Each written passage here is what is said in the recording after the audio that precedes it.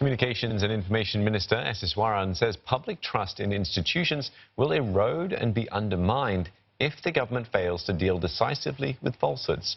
He was responding to a question in Parliament on whether there are perceptions of partisan political bias over the recent applications of the Protection from Online Falsehoods and Manipulation Act, or POFMA.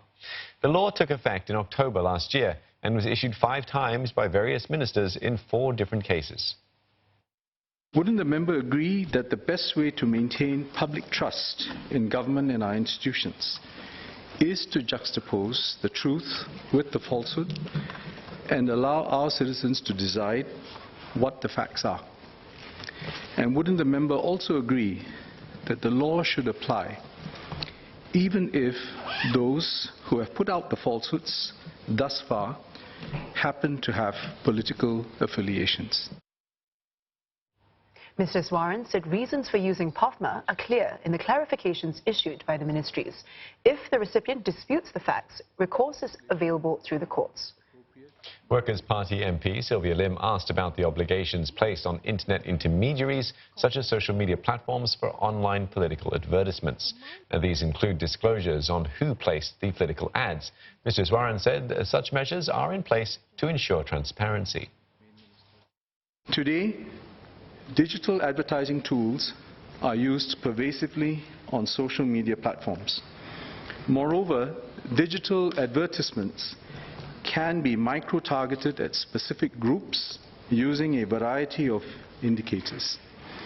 We believe that Singaporeans should know, and indeed that our citizens would want to know, who is behind the political advertisements that they see online. First, let me clarify that I have no issue with public disclosure of the originator of any online advertisement and so on. I agree totally that the public deserves to know who is behind the advertisement. But Ms. Lim questioned the interests of the POFMA office if advertisements do not contain any falsehoods.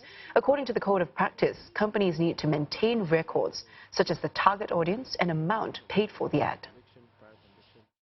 The fact is that there's nothing in the code that stops the POFMA office from going back at any time to look at their record, even if the advert has no problems.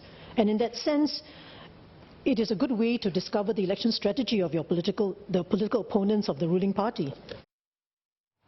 Mr. Iswaran rebutted by saying that social media platforms such as Facebook make a full disclosure of political ads, more than what POFMA's code requires. He added there is a global policy not to display such ads, citing Google and Twitter as companies that abide by such a policy.